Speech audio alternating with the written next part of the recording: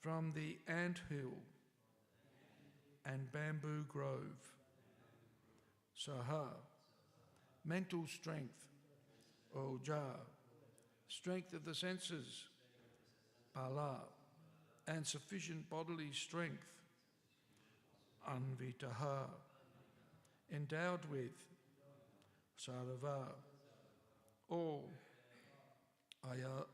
Avayava, the limbs of the body.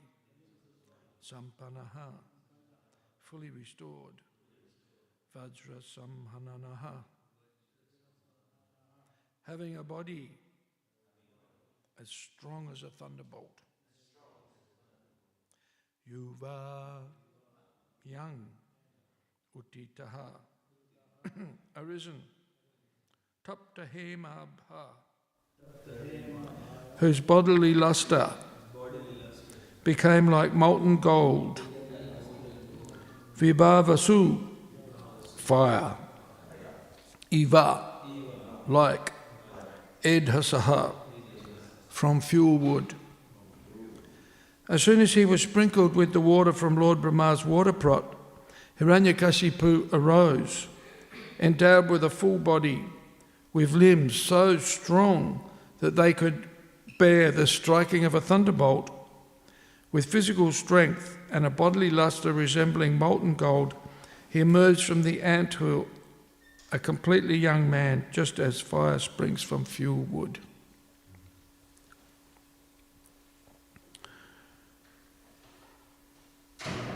Purport: Hiranyakashipu was revitalized, so much so that his body was quite competent to tolerate the striking of thunderbolts.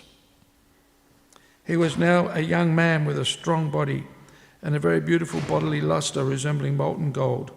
This is the rejuvenation that took place because of his severe austerity and penance.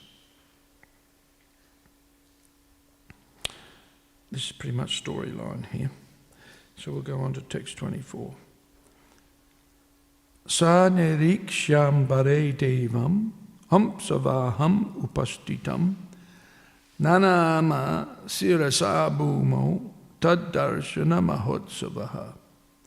Seeing Lord Brahma present before him in the sky, carried by his swan aeroplane, Hiranyakashipu was extremely pleased. He immediately fell flat with his head on the ground and began to express his obligation to the Lord.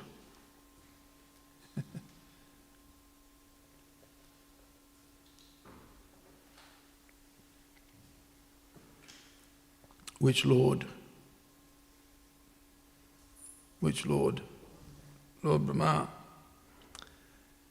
Purport: Lord Krishna says in Bhagavad Gita, chapter 9, text 23 and 24, Ye pyanya devata bhakta yajante sradayan vitaha te pimam evakunteya yajantya vidipurvakam aham hi sarva yagyanam bhakta cha prabhurevacha natu mam abhijananti tat venatas chavanti te. Whatever a man may sacrifice to other gods, O son of Kunti, is really meant for me alone. But it is offered without true understanding. I am the only enjoyer and the only object of sacrifice. Those who do not recognize my true transcendental nature fall down. In effect, Krishna says, persons engaged in the worship of demigods are not very intelligent, although such worship is indirectly offered to me. For example, when a man pours water on the leaves and branches of a tree without pouring water on the root, he does so without sufficient knowledge or without observing regulated principles. The process of watering a tree is to pour water on the root. Similarly, the process of rendering service to different parts of the body is to supply food to the stomach. The demigods are, so to speak, different officers and directors in the government of the Supreme Lord. One has to follow the laws made by the government, not by the officers or directors. Similarly, everyone is to offer his worship to the Supreme Lord only. That will automatically satisfy the different officers and directors of the Lord.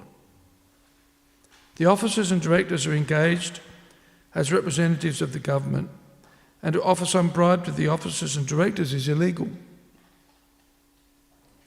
This is stated in Bhagavad Gita as avidi purvakam. In other words, Krishna does not approve the unnecessary worship of the demigods. In Bhagavad Gita, it is clearly stated that there are many types of yajna performances recommended in the Vedic literatures, but actually all of them are meant for satisfying the Supreme Lord. Yajna means Vishnu. In the 3rd chapter of Bhagavad Gita, it is clearly stated that one should work only for satisfying yajna or Vishnu. The perfectional form of human civilization known as Varnashram Dharma is specifically meant for satisfying Vishnu. Therefore, Krishna says, I am the enjoyer of all sacrifices because I am the Supreme Master. However, less intelligent persons, without knowing this fact, worship demigods for temporary benefit. Therefore, they fall down to material existence and do not achieve the desired goal of life. If, however, anyone has any material desire to be fulfilled, he had better pray for it to the Supreme Lord, although that is not pure devotion, in brackets, and he will thus achieve the desired result. Although Hiranyakasipu offered his obeisances unto Lord Brahma, he was strongly inimical toward Lord Vishnu. This is the symptom of an asura. Asuras worship the demigods as being separate from the Lord, not knowing that all the demigods are powerful because of being servants of the Lord. If the Supreme Lord were to withdraw the powers of the demigods would no longer be able to offer benedictions to their worshippers. The difference between a devotee and a non-devotee, or asura, is that a devotee knows that Lord Vishnu is the Supreme Personality of Godhead and that everyone derives power from him. Without worshipping the demigods for particular powers, a devotee worships Lord Vishnu, knowing that if he desires a particular power, he can get that power while acting as Lord Vishnu's devotee. Therefore, in the Shastra, Bhagavatam 2.3.10, it is recommended, akama savakamo va, mokshakama udaradi, tivrena bhakti yogena yajeta purusham param. A person who has broader intelligence, whether he be full of material desires, free from material desires, or desiring liberation, must be by all means worship the Supreme Whole, the Personality of Godhead. Even if a person has material desires, instead of worshipping the demigods, he should pray to the Supreme Lord, so that his connection with the Supreme Lord will be established and he will be saved from becoming a demon or a non-devotee. In this regard, Śrīmad Bhāgavatam gives the following quotation from the Brahma Tarka. Ekasthanaika karyatvad Vishnu pradhanyatastata jivasyatad adhinatvan na binadi kritam vachaha. Since Vishnu is the Supreme, by worshipping Vishnu, one can fulfill all one's desires. There is no need to divert one's attention to any demigod.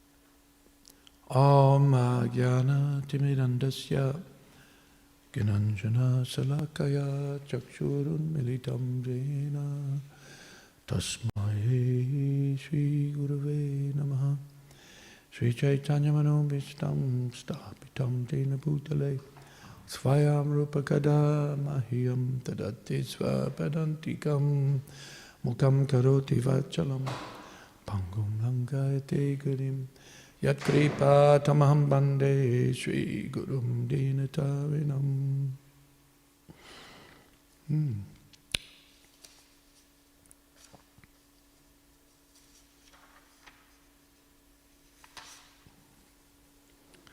So,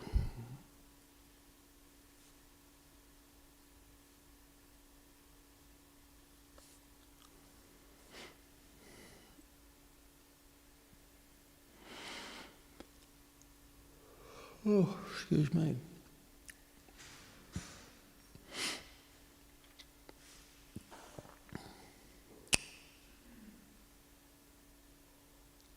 Hiranyakasipu is an example of a demon, pretty much the archetypal demon.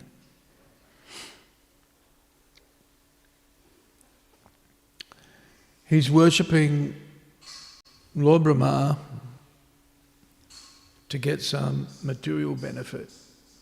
And ultimately he wants to take Lord Brahma's place. He wants to steal his position. So, nasty character. No? You see that sometimes people are very respectful to you. They're very respectful to you in person, right? But behind your back, they're stabbing you in the back. They're criticising and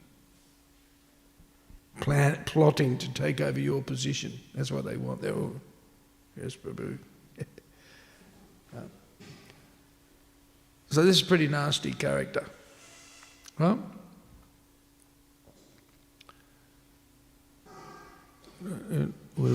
We call it two-faced. Two-faced, right?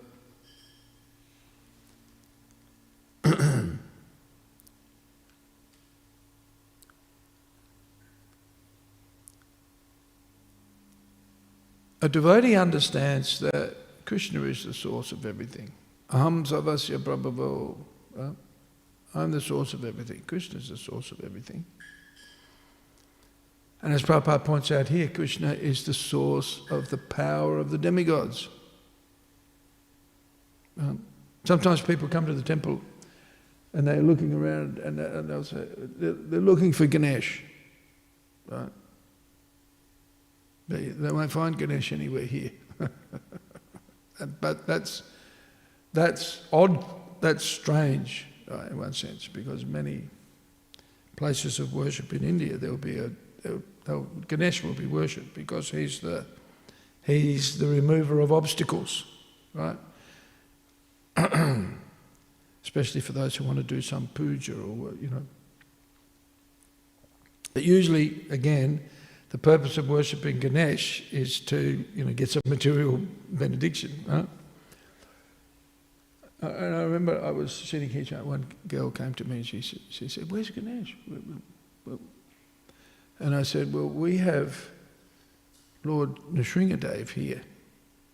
And Lord Nrsingadev is the person who Ganesh worships and from whom Ganesh gets his power." Right? In the Brahma Samhita it's mentioned how Ganesh is worshipping Lord Nrsingadev for his potency, Shakti. So I told her, we don't need to worship Lord Ganesh because we go straight to the person who Lord Ganesh gets his power from. Right? This was a little bit too subtle for her, you know, sparks are going off in her head, couldn't work it out. But that's basically what Prabhupada's saying here, you know, that those who worship the demigods ultimately are worshipping Lord Vishnu because the demigods are devotees. They're servants, even though they have a high position, even though they have power and influence and can give benedictions to others. They're not the proprietors, they're custodians, like a teller in a bank. He may be managing millions of dollars, right? But if he starts thinking as if the money belongs to him and starts using it for his own purposes, he's not going to be a bank teller for very long. Right?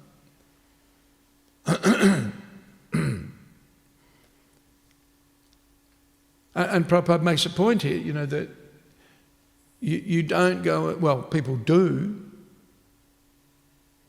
I remember one time in India, we were travelling to Vrindavan in Delhi, and the bus had picked us up at the airport, and we were driving to Vrindavan. And the bus driver was from Vrindavan, but he didn't know the way. He got to the airport, but he didn't know the way back, right? So he stopped. I saw some policemen on the side of the road, and he stopped to ask the policeman, where's the Mathura road, right? And so the policeman then asked him for his licence, but he didn't have a licence. So we were stuck with a bus driver who didn't know the way to the Mathura road and also didn't have a licence. Right? So, oh boy, great. And it was night time, I think, we wanted to get to Vrindavan. So the devotees were begging with the policeman, come on, let us go, So I thought, and that wasn't working, so I thought, okay, I'll just give him some rupees. Because a lot of the time in India, if it's close to Diwali, or the policemen are out doing a bit of a pick, they stop people and they just basically get a bit of bakshish for presents for their family. So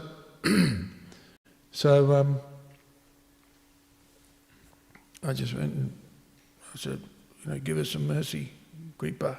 And I gave them 50 rupees each. They said, oh, okay, all right, you can go. I said to my wife when I sat back in the bus, I said, these guys are stupid. They could have got 50 rupees from all of us. So, what's this called? What's that called? In plain man's English, what's that called? Huh?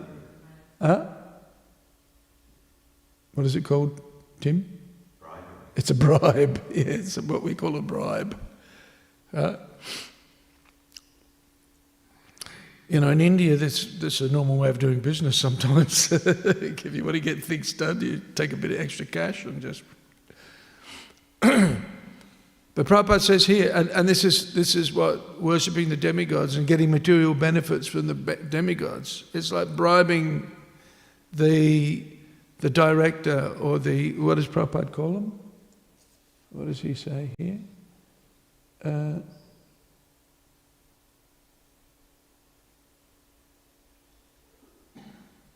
Yeah.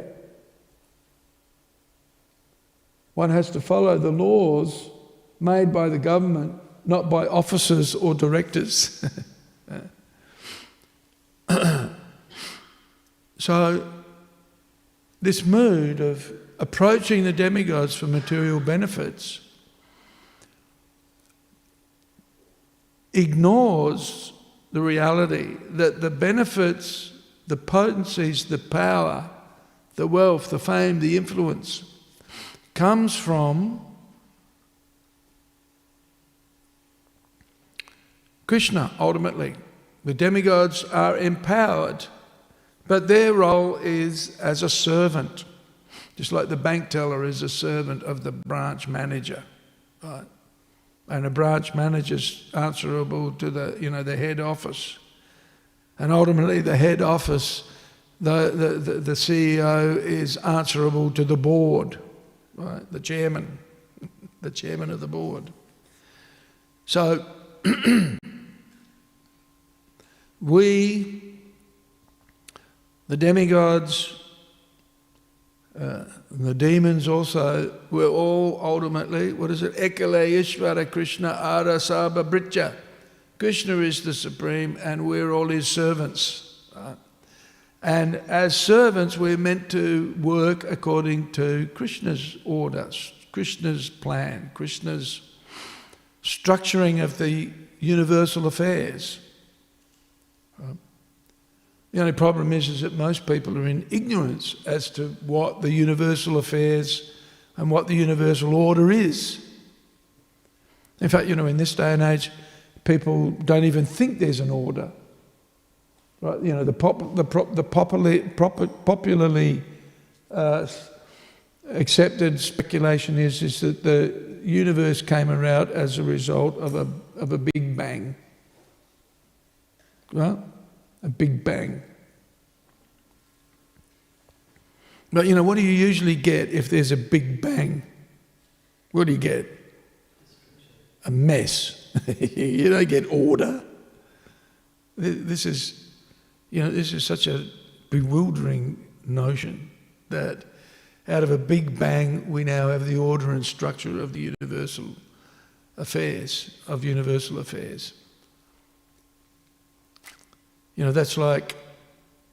That's like having an explosion in a printing shop, right? Right. And out of that explosion comes let's just have one page of the Bible, right? Have an explosion in a printing shop and then get a page of a book. Forget about a whole book, let's just get one page. That's just impossible. That's nuts, right?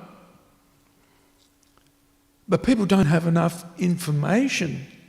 They're fed this kind of propaganda, right?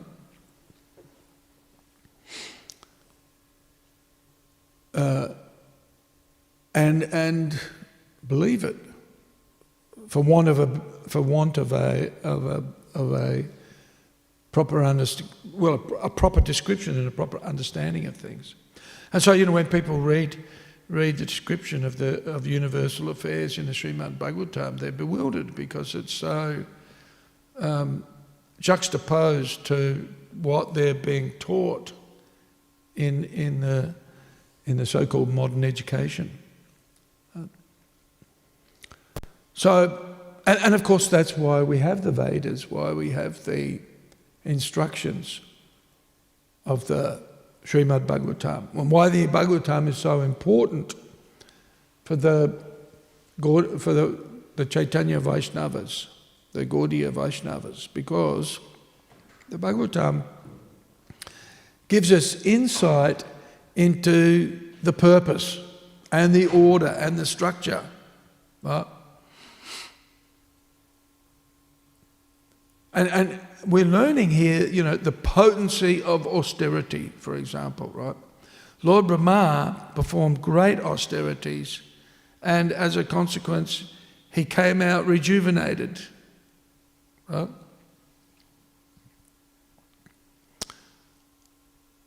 But of course, the rejuvenation was limited and temporary. It didn't last. He wanted to be immortal, live forever, won't be killed in this way, won't be killed in that way, can't be killed by this one, can't be killed by that one, not inside, not outside. So he cooked up a whole bunch of orders, right? Then went to Lord Brahma and said, give me this, give me that, give me the other thing, right? Hoping that he would be immortal, that he would never have to die. But what happened? He was tricked, ultimately. The material world, it's inevitable that you have to die. You can't, it's just the laws of existence. Right? In a material world, you have to die. Despite the austerities that you perform, despite the knowledge, the wealth, the influence, the power that you accumulate in a material world, it's all destined to be destroyed. I had some Jehovah's Witnesses come to see my house the other day. And I always have friendly conversations with the Jehovah's Witnesses. The first thing they said to me, said, "You're a Hare Krishna." I said, "How did you work that out?" They have to take a different, when it comes to Hare Krishnas, they have to take a different tack, they can't. And so we were sharing some realizations, and then they said, that we're waiting for the day when God will come and turn the material world into the spiritual world, into paradise, basically, right? And I said to them, look, I think that's a bit optimistic. The material world is designed as a place where you have to be born, you have to Jamma Mrityu Jara Vyadi. It's just designed like that.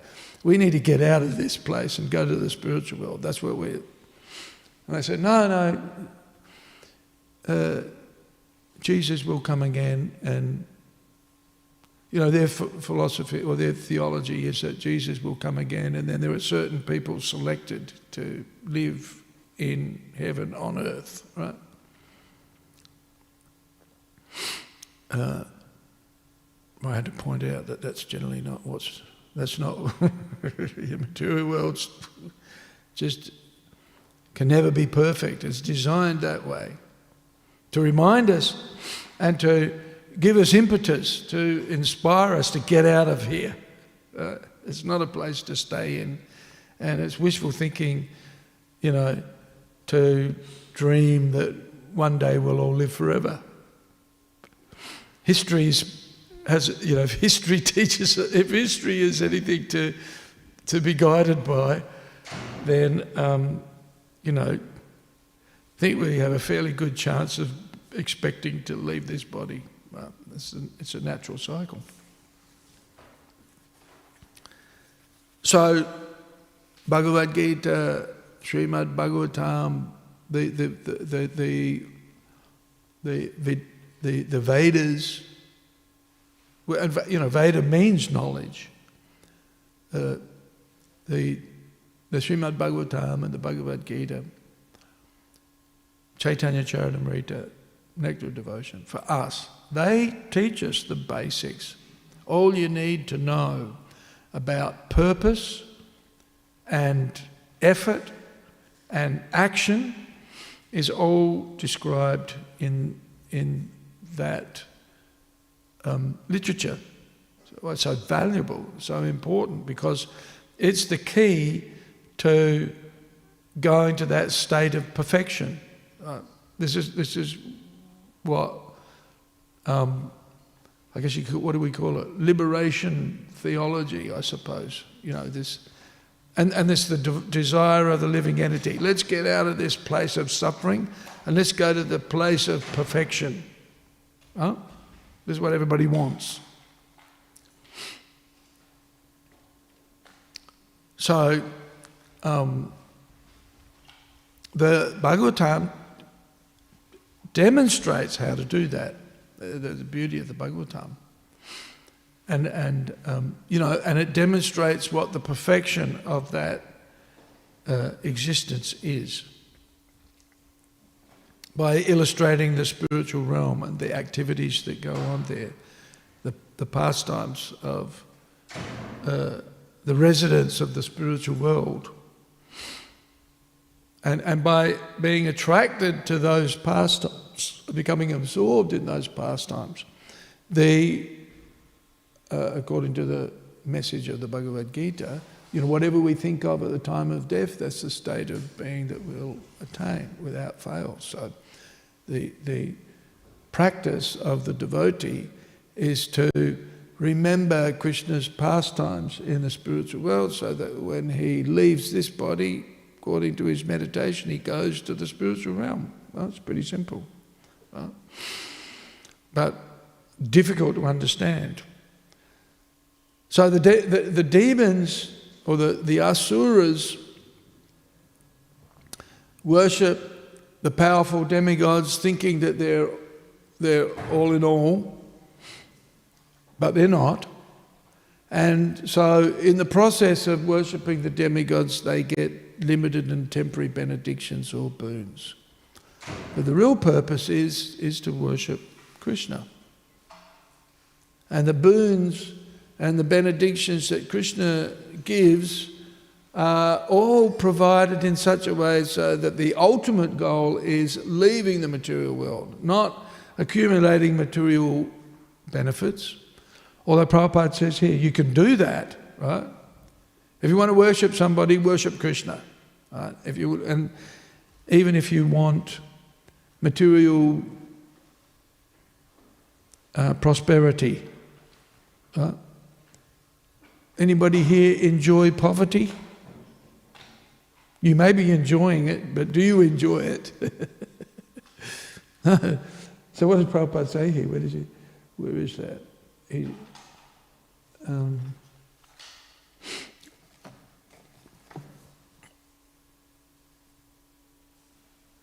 Here. If, however, anyone has any material desires to be fulfilled. Anybody here got material desires? Yeah? Okay. You better pray for it to the Supreme Lord. But then in brackets, Prabhupada says, although that is not pure devotion. Right? But pure devotional service is not so easily attained.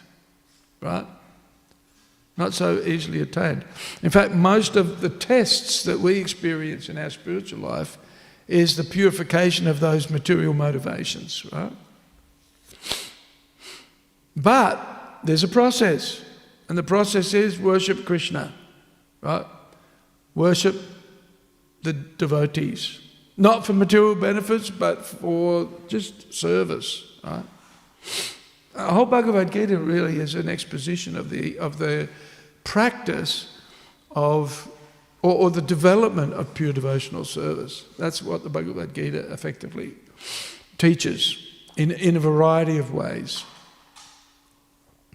You know, it's very interesting in the Bhagavad Gita, Krishna gives the highest, right? Manmana bhava mad bhakto madhyaji mam namaskuru, become my devotee, basically. And render service to me out of love, ultimately, out of bhakti, right? But at the same time, Krishna gives Arjuna some mundane advice. Look, if you don't want to be criticised by people, then you better fight, right? Which is just, it's just a mundane piece of advice, really, right? What could be worse? What could be worse for a Kshatriya than dishonour? So, that's not really spiritual advice in one sense, right? It's just practical common sense, right? So, there are a variety of instructions, perform karma yoga, perform jnana yoga, perform dhyana yoga, perform bhakti, ultimately, the highest instruction. And it's interesting, Krishna gives Arjuna a choice. What do you want to do? Now decide what you want to do, right? So we're given choice, not like we're forced.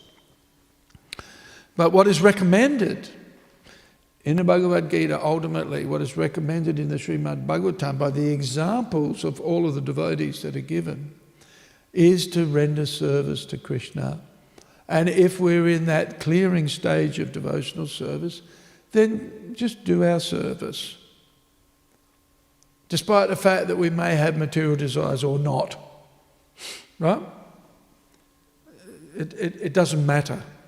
Because the process of bhakti will purify us. We'll become purified over time.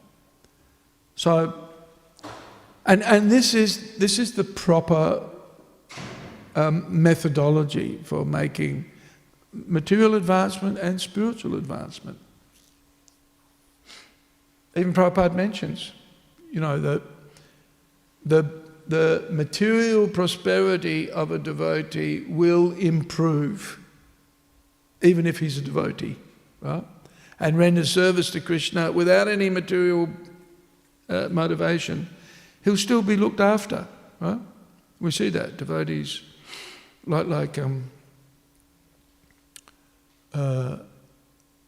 we've engaged a new accountant to work in the treasury, and I was talking to him yesterday, and I gave him some nearly $2,000, and I said to him, you know, it's amazing how people just give you money. And I said, well, they probably don't give you money. He said, no, they don't. For the ordinary Joe Blow, right, you know, people just don't walk up to them and give them $2,000.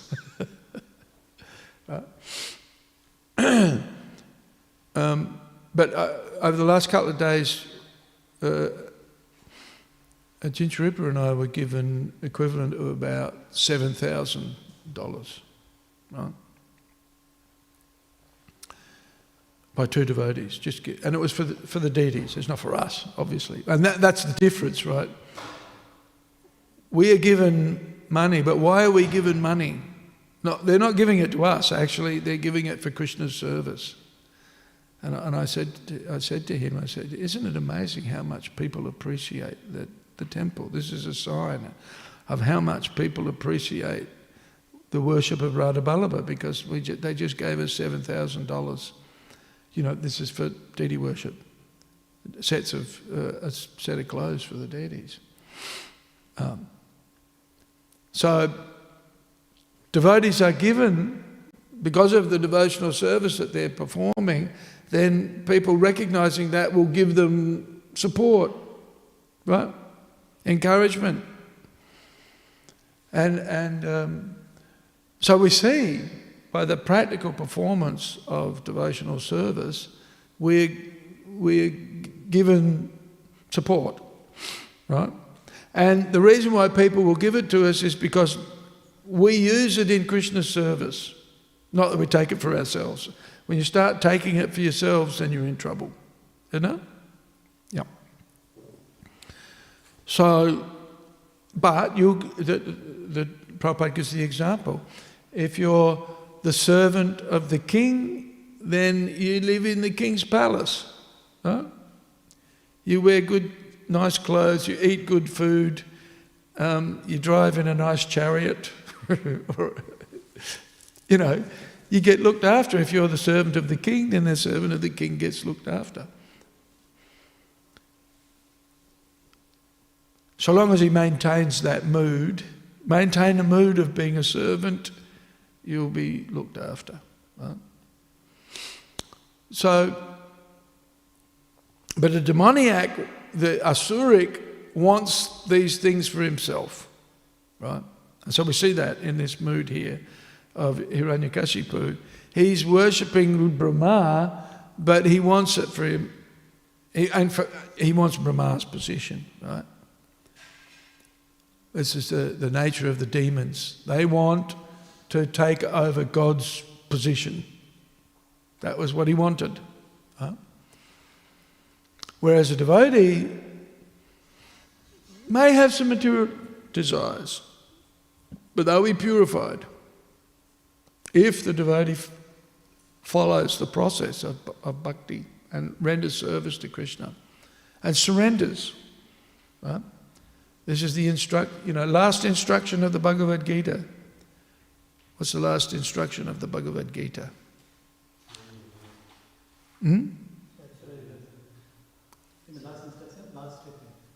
What's the last instruction of the Bhagavad Gita?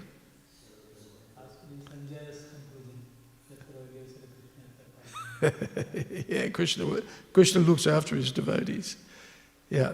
But Sarvadharmam Parityajya Mamekam Sharanam Braja. Kind of. It's not actually the last instruction, because there are some instructions after that. Right? There is no one more dear to me than he who teaches this knowledge to the devotees, right? So there, and as you say, Sanjay's statement, isn't it?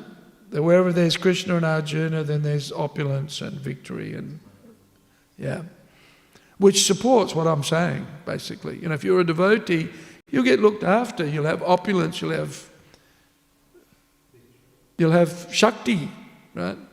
But it's Bhakti Shakti, right? And the devotee knows that, this, what is it? Idam Krishnaya, idam namama. This is the meditation should be, this is for Krishna, it's not for me.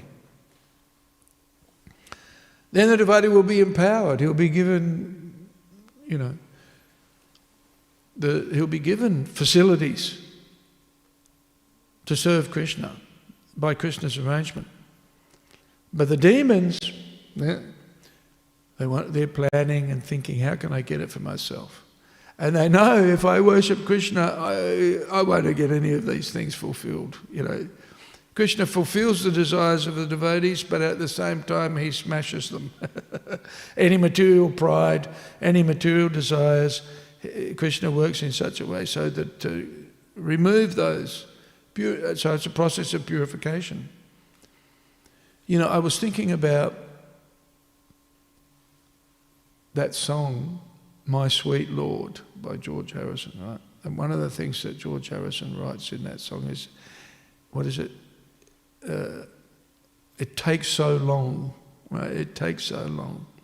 But Prabhupada makes a comment more than once in the Bhagavatam that it only takes a moment to surrender to Krishna, right? And be then connected to Krishna. It doesn't take so long.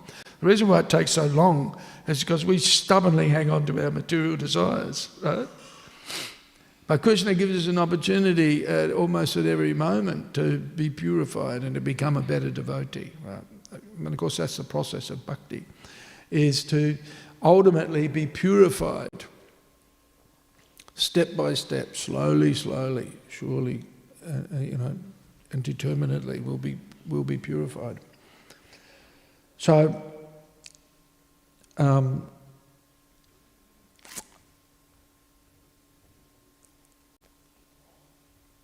this example here, Hiranyakashipu, is an example of how not to how not to do things, basically.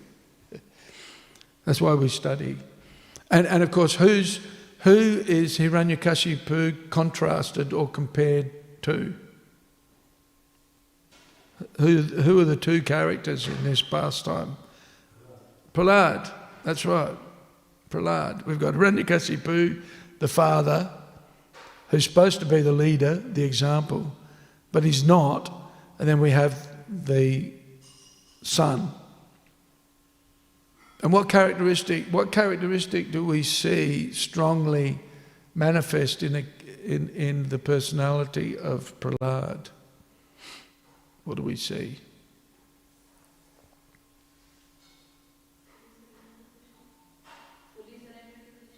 Yeah, but that's true, yes, to be surrendered to Krishna. But in that surrender, what do we see in his character? Huh? Not fearful, yeah. What else?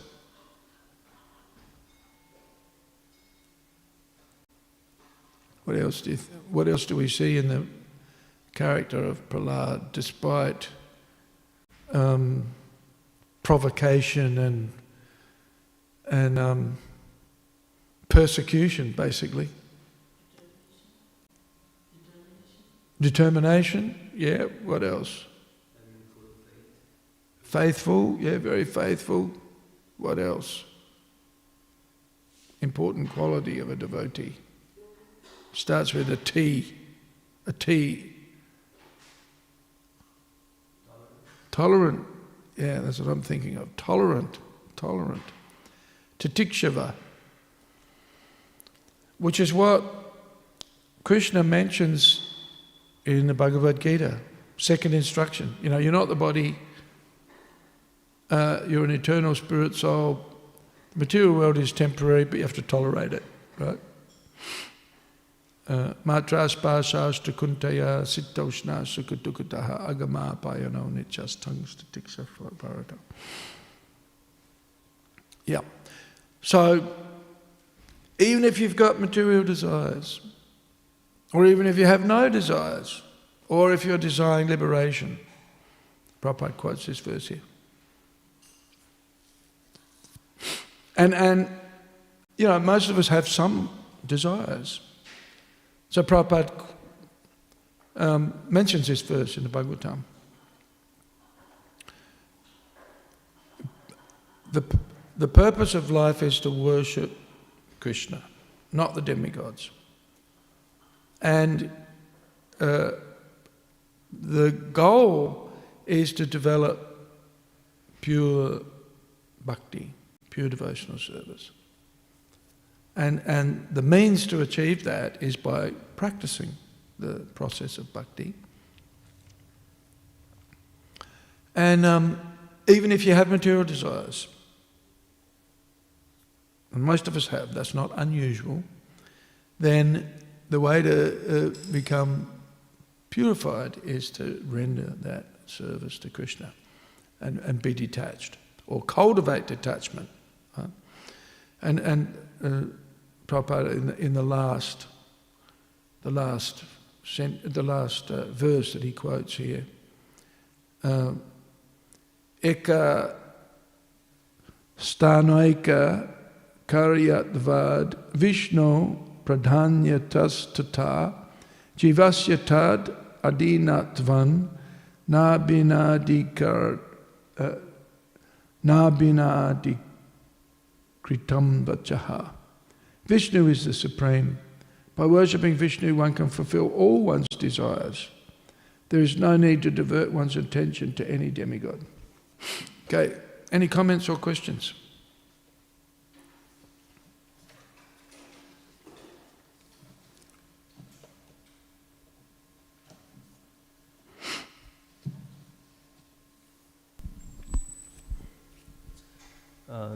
Regarding the conversation you mentioned with the Jehovah's Witness, I remember once Prabhupada said that I don't find any difference between Bible or teachings of Bhagavad Gita.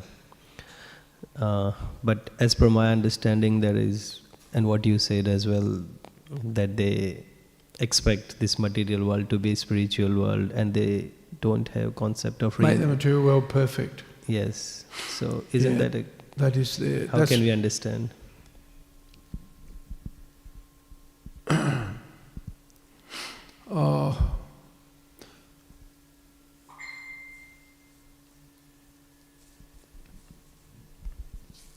Well, I think it's fairly clear that there are various interpretations of the scripture, right?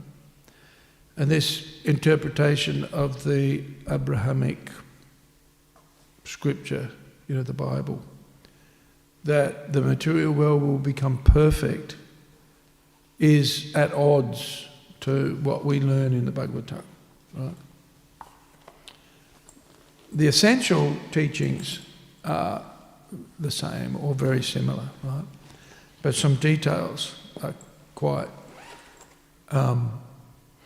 different. They're different. And that interpretation, and of course, you know, the Jehovah's Witnesses' interpretation of the Bible is challenged by many of the Christian denominations. The Jehovah's Witnesses are controversial even amongst the Christians, right? They are. Generally really nice people. See, I told them, I said, you know, when I was 10, living in a little town called Mount Burr in South Australia, then one of my best friend at school was from a family of Jehovah's Witnesses. Huh? And so I had an exposure to the Jehovah's Witnesses from a young age. Right? And of course they're very challenging because they go door to door. That's why they're called witnesses, because they go and witness. They tell people, you should surrender to God. That's challenging enough as it is. They go and knock on your door and they say, you should serve Jesus and God. Most people are like, what? Hey, what? Don't disturb me, go away. So, very, of course, and at that time there was this prediction by the followers of the Jehovah's Witnesses, but their leaders, that there was going to, that the end was the annihilation of the material world was about to happen, right? And they went up to, at the back of Mount Burr, there was a big hill called Mount Muirhead. Or was it Mount Muirhead? Anyway, so they all went up the top of that hill waiting for the end time, right? Of course, it never came. They had to come down again and go back to work. A little bit embarrassing, right? Oops. Oh, okay. Well, maybe it's going to happen later, obviously. So challenging. That would have been challenging for those personalities.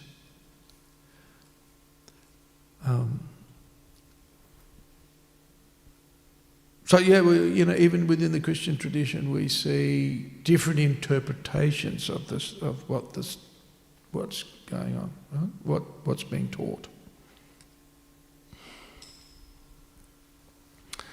And even in the Hindu tradition, people are reading the same texts, right, and coming up with very different explanations for it. So this is quite common in religious traditions, that and why we have a parampara, and why Krishna says the parampara gets lost, right?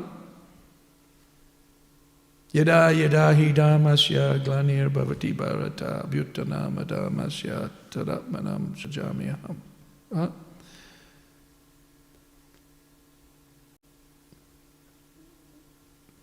So,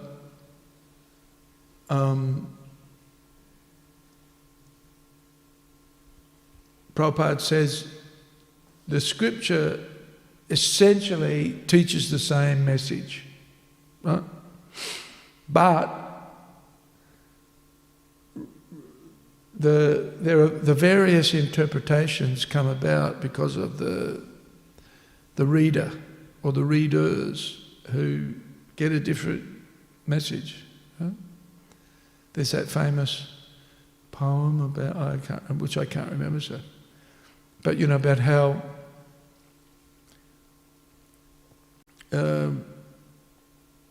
we study the same book, we study the same text, but you see black and I see white, right?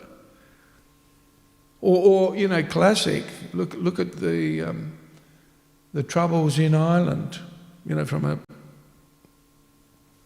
Anglo perspective.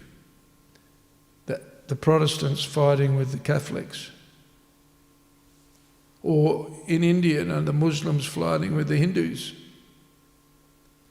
Although that's slightly different because obviously different scripture, right? But in the fighting in Ireland between the Protestants and the Anglicans, they're all Christians. Love thy neighbour. Do unto others as you would have them do unto you. So what are they doing? They're fighting and killing each other. Because it's peaceful now. But for many centuries there's conflict between and of course, it's not actually a conflict between the religious traditions, it's actually just a fight over who's going to be in charge, in reality. Yeah.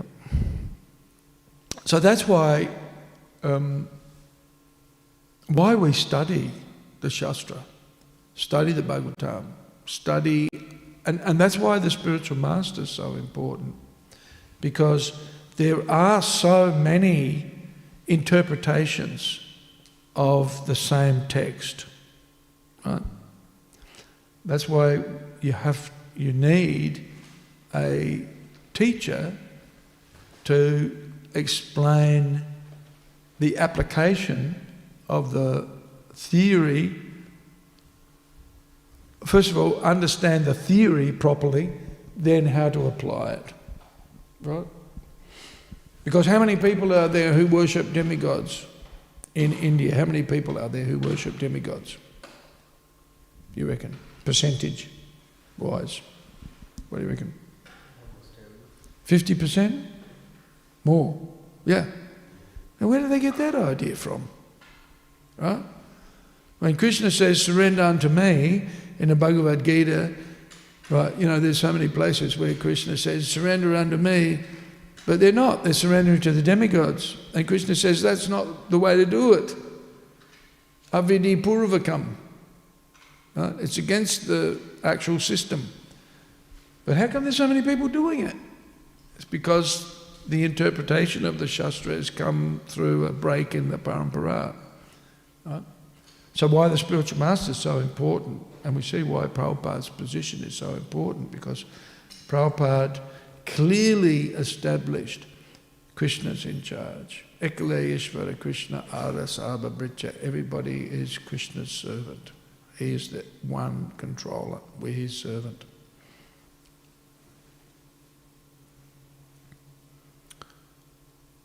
What do you think? Anything else?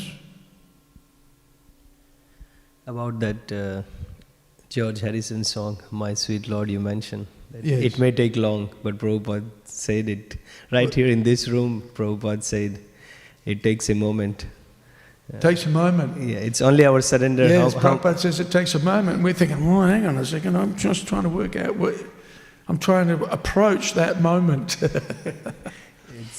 It's our material attachment that delays. Yeah, I think so. Yep.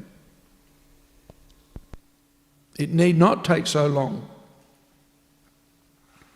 If we're thinking, let me become a better devotee, what do I need to do now to become a better devotee? Right? What do I need to do in the next moment to surrender effectively? We need to maintain that. But you know, we're kind of like, hang on a second, I've been surrendering for so long now. Now it's time to look after me. Not realizing that Krishna will look after us.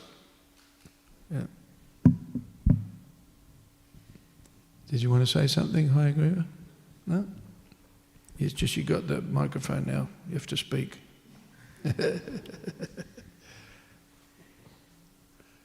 Okay, Grantaraj Śrīmad Bhāgavatam ki jai, Srila Prabhupada ki jai, Gaura Bhaktivedanta ki jai.